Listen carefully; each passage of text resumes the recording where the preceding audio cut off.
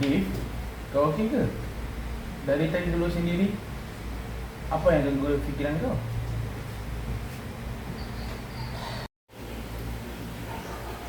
Kenapa masih macam sekarang dunia masih teruk?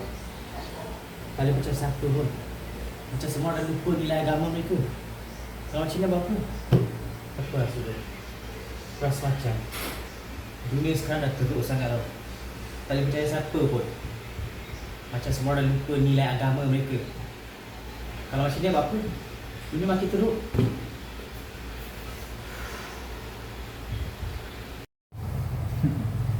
Bi, aku faham.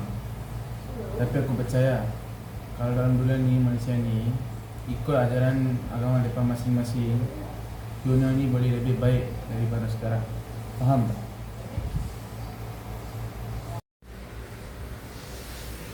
Mungkin. Tapi saya tengok sendiri, orang guna agama untuk benci. Guna kebencian di bawah nama agama. Bukan kesayangan, saja untuk benci je. Kenapa? Ada penting kau buat macam ni? Itu bukan salah agama. Itu semua salah manusia. Dalam agama saya pun, mereka ajar itu tolong menolong orang saja. Ya, kau setuju tak? Betul tak? Betul tak?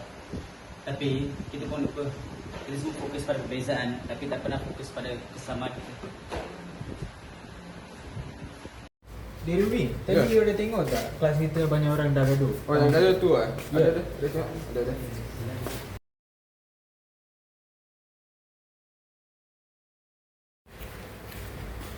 Dewi,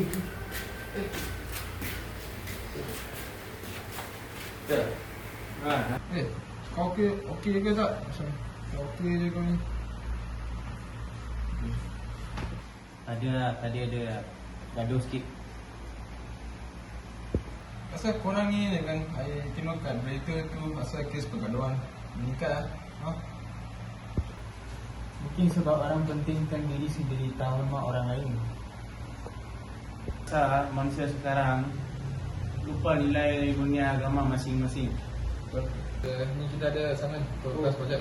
Ha. Ya. Dah, jom. Kita balik. Okay.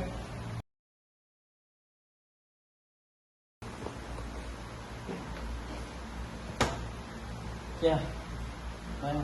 Oh, okey. Lagi you. Baik ya.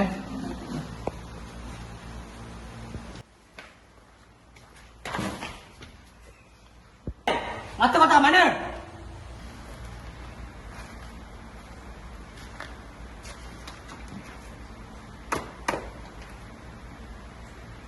Maafkan saya bro, saya tak nampak kamu.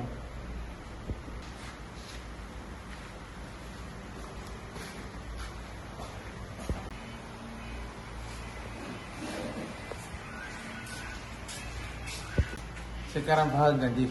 Kita kena saling jaga. Ha? Faham kan? Betul lah. Nampaknya saya yang salah sangka selama ni. Nampaknya ada juga orang baik dalam dunia ni. Kita berbeza latar belakang Jif, tapi nilai kebaikan kita sama juga. Faham ke? Faham. Okey Sudin. Daripada hari ni, saya dengan salah sangka siapa. Saya akan berfikir dari positif. 31 bulan 8 57 Perjuangkan, pertahankan tanah airku.